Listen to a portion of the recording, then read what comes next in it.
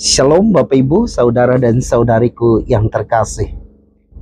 Bila ada orang yang mengatakan bahwa ia tidak berdosa selama ia hidup ini, dia berbohong. Karena dosa itu melanggar perintah Tuhan dengan tahu dan mau.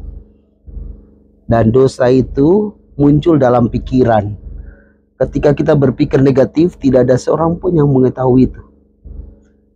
Lalu dosa itu juga disebabkan dengan perkataan dan perbuatan yang bertentangan dengan ajaran Tuhan Yesus itu sendiri, juga ajaran Allah Bapa. Itu artinya semua orang di dunia ini sudah berbuat dosa. Bacaan pada hari ini sungguh menarik.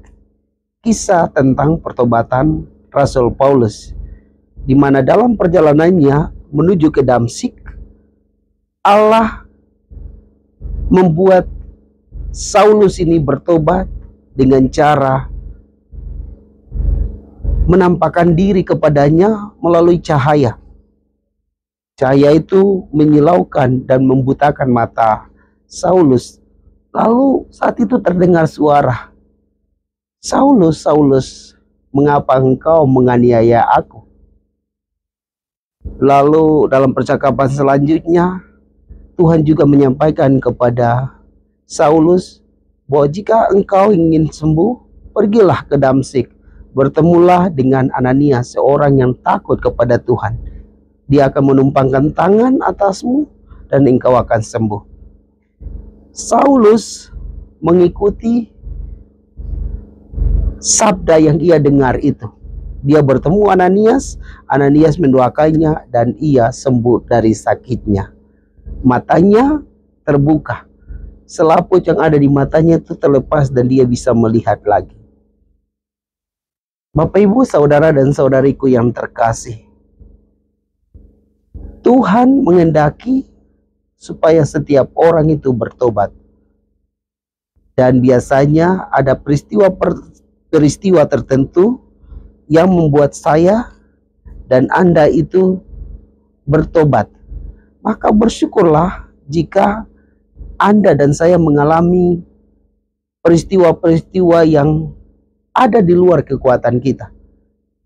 Di situ sebenarnya Tuhan ingin supaya Anda dan saya berbalik kepadanya, bertobat, mau kembali kepada Tuhan, mau menjadi muridnya, seperti Rasul Paulus yang setelah bertobat, ia mengabdi kepada Tuhan seumur hidupnya.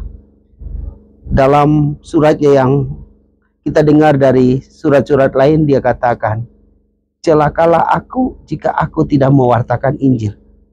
Ini artinya ia amat sadar bahwa tugasnya adalah mewartakan Injil. Jadi Bapak Ibu saudara-saudari yang terkasih, jika Anda telah yakin bahwa Anda telah bertobat, mari kita belajar dari Rasul Paulus untuk setia kepada Tuhan, mengabdi Tuhan seumur hidup kita dalam pekerjaan kita masing-masing. Saya sebagai imam, saya akan berusaha untuk tetap setia kepada Tuhan setelah saya mengalami pertobatan. Demikian juga Anda. Jika Anda mengalami pertobatan dari pengalaman-pengalaman yang sudah berlalu, janganlah ingat hal itu lagi. Sebaiknya Anda berpikir bahwa Allah amat mengasihimu.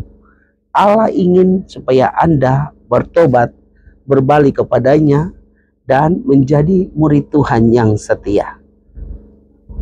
Bapak Ibu saudara-saudari, mari kita berbalik kepada Tuhan, menjadi murid Tuhan yang luar biasa, mendengarkan firman-Nya, kemudian melaksanakannya di dalam kehidupan harian kita sesuai dengan profesi kita masing-masing. Terima kasih.